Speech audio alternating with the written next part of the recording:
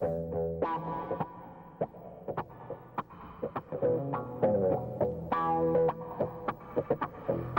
of us in the church today even know what Native spirituality is, much less appreciate the deep faith and insight our Native people have and are trying to recover for themselves now. Tonight, our two guests from BC's northern Native villages take us on a journey through their lives and their spirituality on this first part of our series filmed at the Museum of Anthropology on The Pressure Point.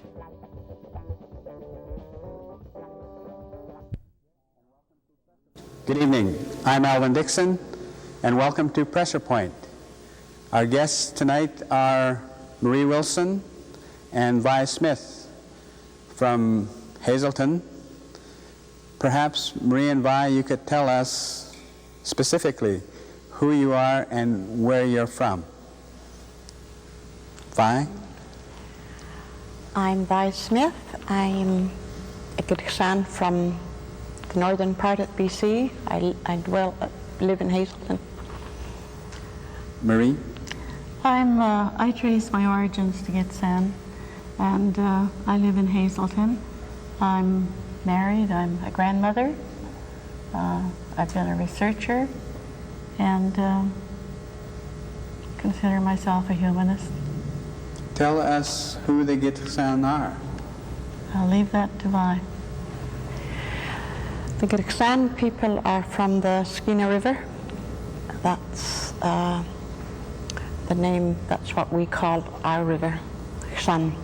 And the Gitxan are the people from Gitxan. People of the river? Yes. People of the Skeena? People of the Skeena. Yes. Now you worked for a few years for the Gitxan Wet'suwet'en Tribal Council. Now, the Gitxan Wet'suwet'en Tribal Council are representatives of what group? They represent the Gitxan and the Wet'suwet'en people who live next door to us, who are actually part of the carrier people, but who have a close affiliation to us through marriage and contact. What are the villages in the Gitxan Wet'suwet'en Tribal Council commonly known as? The English names? Yes, please. In the Wet'suwet'en territory, there's Morristown and Hagelgit. And in the Gitxan territory, we have, on the east and the west part, we have Kitwangar, Kitwancool, Gizigukla, Giddenmax, and Kispiox. Kispiox. Glenvowel. Oh, Glenvowel, yes. Glenvowel is not a name like Kitspiox, Kitsigutla, Kitwancool. Do they have a name that they use in place of Glenvowel? Sikadok, yes. That's a hard one to pronounce. Anyway, your research project, what was it about? In 1979, the directors of the Gitxan Wet'suwet'en Tribal Council decided to start a research project to gain material to use in litigation or negotiation on the land question. They're very wise when they did this. We were under no pressure, as other nations were, to gain material immediately, so we had the luxury of time. And they also, at that moment, I thought, a very wise move, they set a pattern for that research. And it helped us to discipline our approach to the research and to stay faithful to the project that we had started. This started in 1979? Yes. And it was for the purpose of initiating litigation in relation to land claims for the Gitxan Wet'suwet'en? Not necessarily litigation. We were always hopeful, I suppose, for negotiation, but we had to be prepared for both. That was the original purpose, but there were other purposes too. In order to define ourselves, we had to know who we were before contact, who we were today, what happened in between, before we could possibly begin to plan for the future. And and everything was planned on that aspect of the research, that each small goal would lead to the large one. Maybe before we get into the question of who you were before the white man came, maybe tell us how each of you personally became involved in the research project. I'll start first because I was in first. I was at a time in my life when I was really searching for something a little more fulfilling than so many dollars for so many hours, and I had spent about 15 years searching my own background in a sort of haphazard way. And I must confess I was a little angered by some of the things that I was reading in documents, especially about the fishing in the Babine area. And then I read a wonderful ad in the paper that said they were looking for researchers and age was not a problem. And Vi, how did you get involved? I came in about a year later. They asked me if I would work on the off-reserve census. They were conducting a census to find our people where they were. And I got involved in the off-reserve, which meant I contacted the people that were away from the Skeena area. And we found them all across Canada and down in the States. And it was a very heartwarming experience for me, because although these people have been away for years, when we sent them some information of what we were doing and why we were contacting them, they were quite happy, which told us that they were still concerned about their roots and were interested, even though they weren't too familiar with it. They were interested, and they wanted to know more about their history and who they were. And that was how I got involved in the research. Like Marie, I too had reached a part in my life where my children were grown up and I wanted to go back into the workforce. But I didn't want to do the ordinary things. I wanted something different and unique. And then this golden opportunity was offered to me, and I took it because I knew it was different, and it really had quite an impact on my life. I changed my thoughts around a lot, and I don't regret going into it, and I'm still at it, and I'll probably be at it till I go somewhere else. Had Indian culture and Indian heritage always been a part of your life? I know now that it was. There was a period in my life when I thought it wasn't, because I did not grow up on a reserve. But having examined the culture, I realized I knew all those things that my mother had instilled in me, all the virtues of being Gitsan, and I recognized it, and it gave me courage. Vi?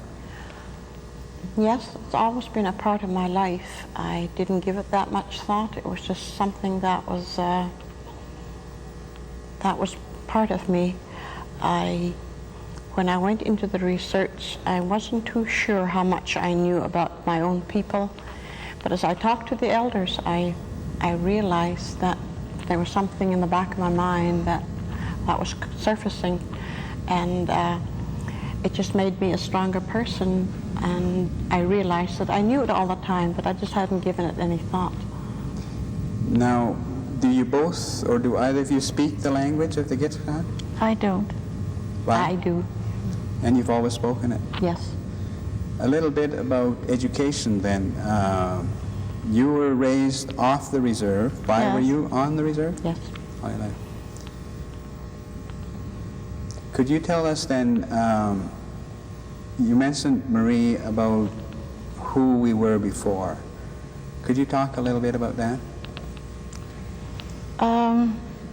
It's a very broad subject, and it will overrun into the philosophy, but the Gitxsan were a very distinct people with a very distinct approach to life. and quite foreign to the Western world that we live in today. They had all the problems that we have today. They had a different way to deal with it.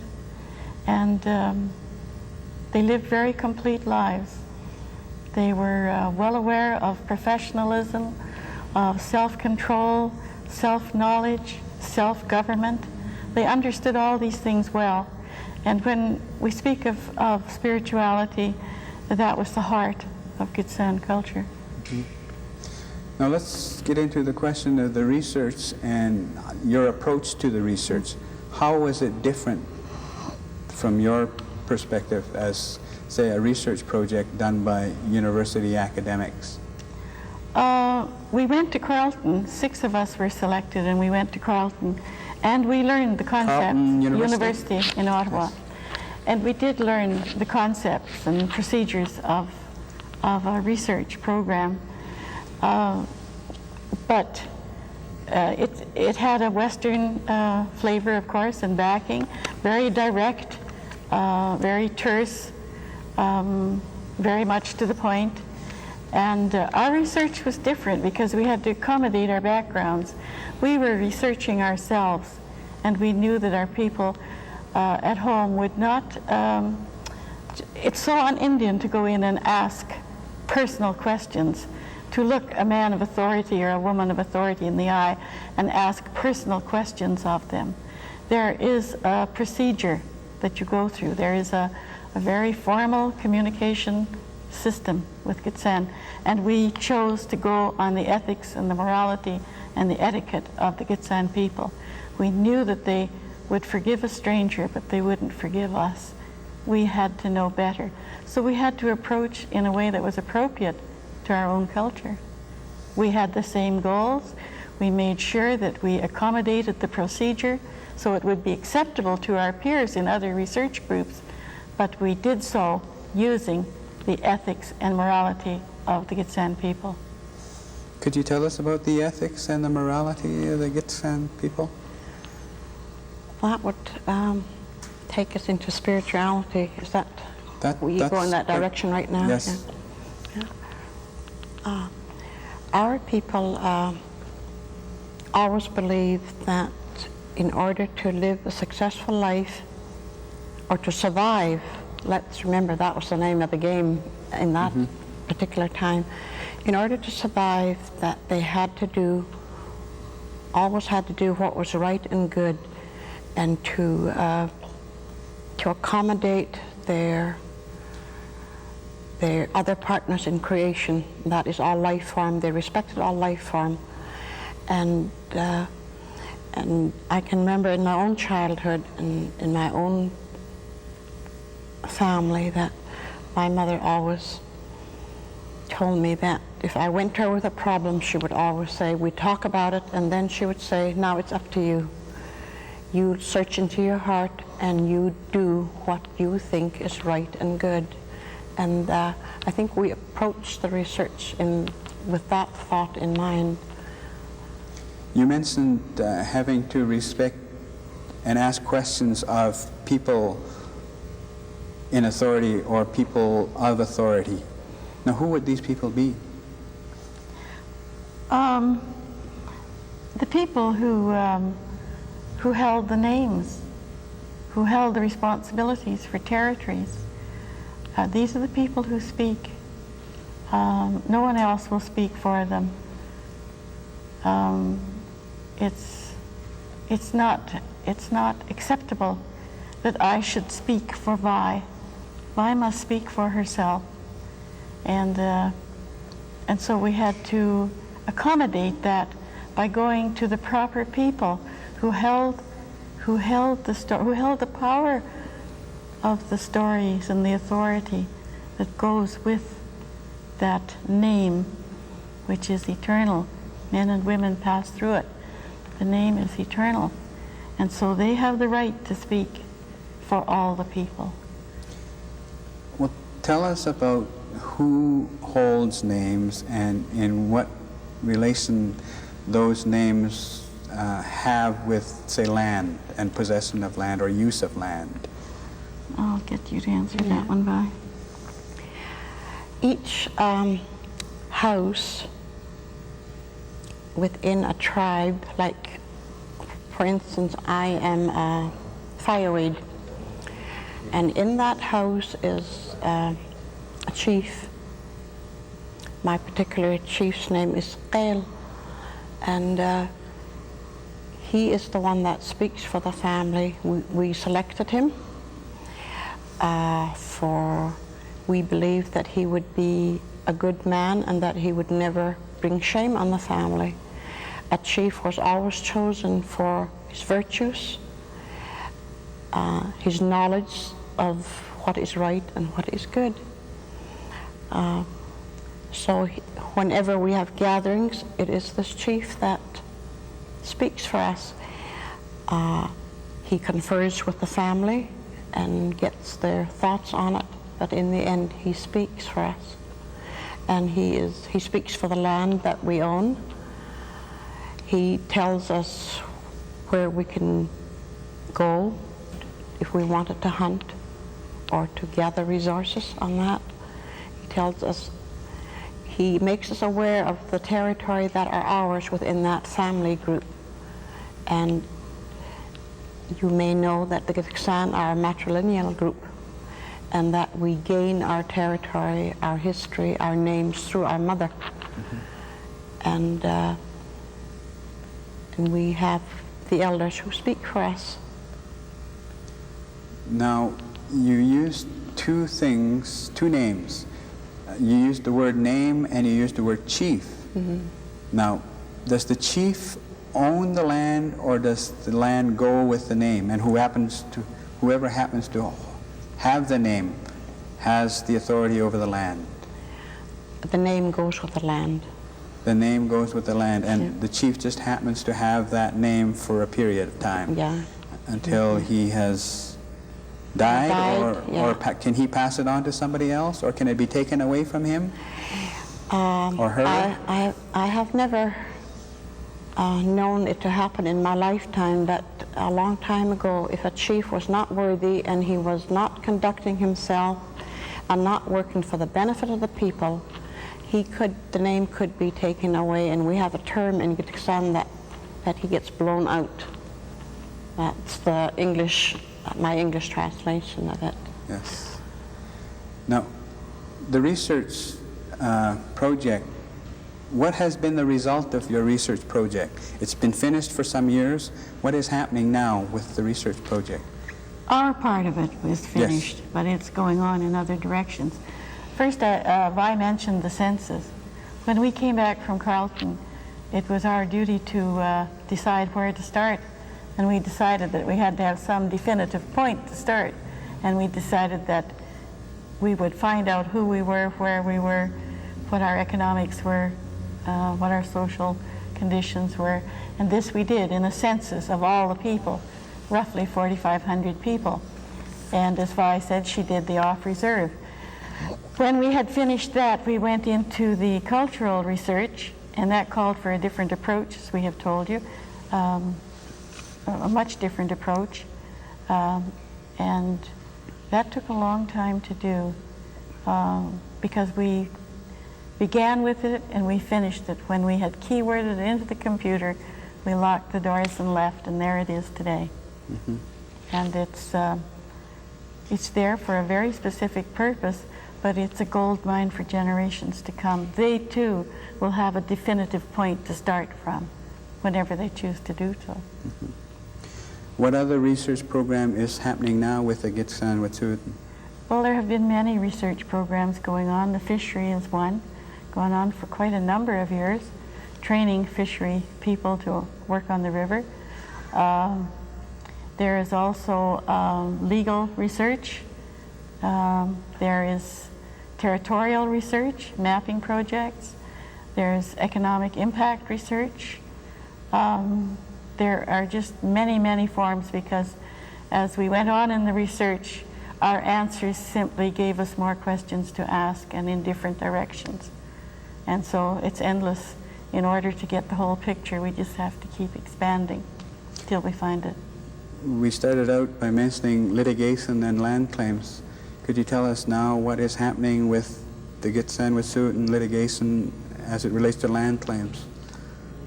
We prefer to call it the land question. Land claims is an Ottawa word. The Gitxsan people 100 years ago called it the land question.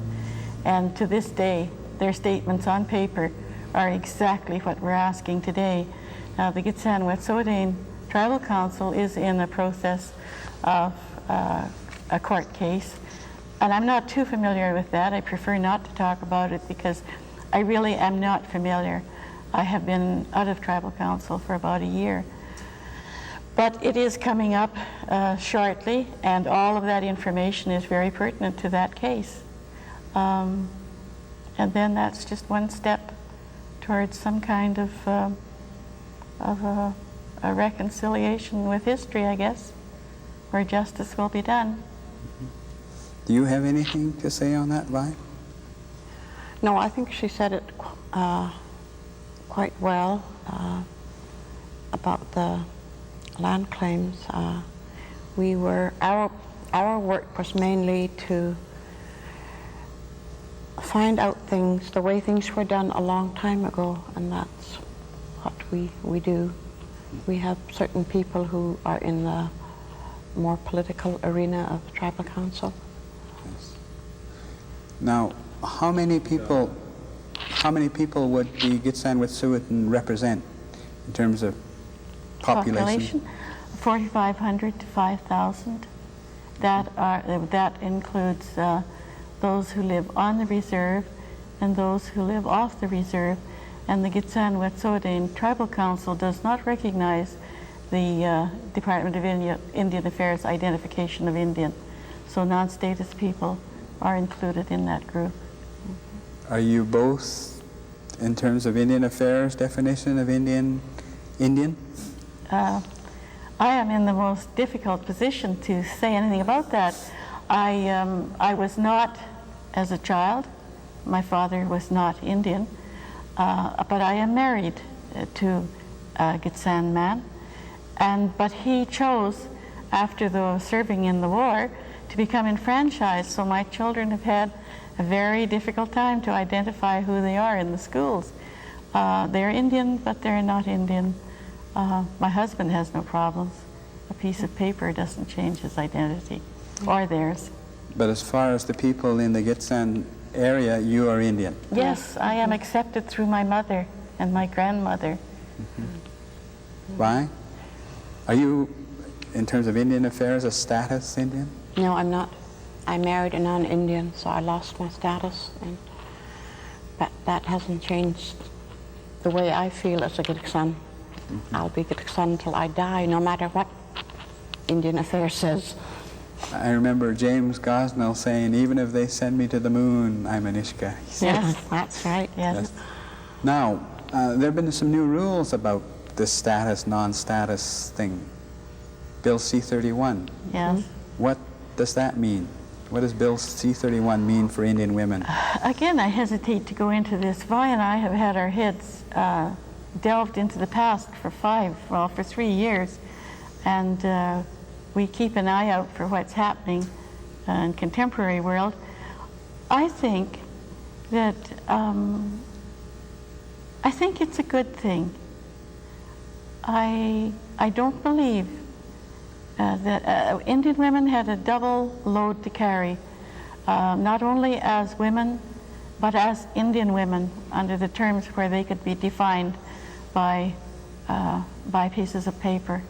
And I think it's time that they were allowed to come back freely to identify with their roots, not to move in and dislodge anyone else, but simply to find the comfort of knowing where they came from, because the strength goes through women. The matrilineal line carries the life of the Gitxsan race. I think in a matrilineal society, it would be very important for Indian women who have lost status, to try to regain their status using things like Bill C-31. Are there many women in the Gitxsan-Wet'suwet'en who have applied for reinstatement? Yes, most of them have. Have you applied? Yes, I have. Now, there are several women then in the chieftain line then who would probably have lost their name, or at least their entitlement to a name, because of the Indian Affairs regulation. Was that held to by the Gitxsan-Wet'suwet'en in the past? They wouldn't lose their right to a name or to the use of the territory, because we realize that DIA is in the driver's seat, but I think our culture is strong enough that if I wanted to go on my mother's land, my mother's people would allow me, in spite of what DIA would say. If you wanted to build a house on that land, you would be able to do that? Not with my status right now. Mm-hmm.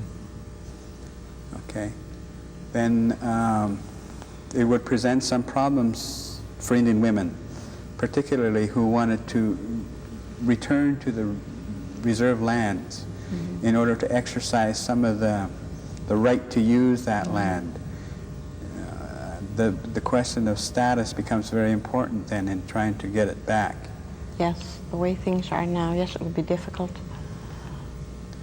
I wonder then, is that process, in your view, moving fast enough for Indian women? Again, I must plead ignorance. I really don't know.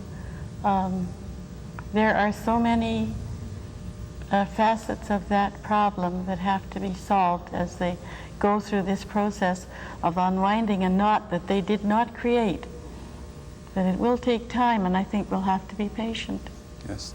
Your census then, would you have had to deal with a lot of Indian women who've moved off reserve because they married outside the Indian population? And, yes.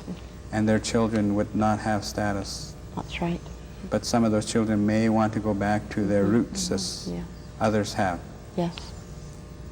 So Bill C-31 might make it easier for them to get... I think so. Yes. I think it's a step in the right direction. It's not good enough, but it's the best they can offer us right now. And hopefully that they will remedy the mistakes that they made. Well, thank you, Marie and Vi. We'll do another program like this, dealing with the spirituality that you obviously both have had and have sort of recovered in the last few years. Thank you very much.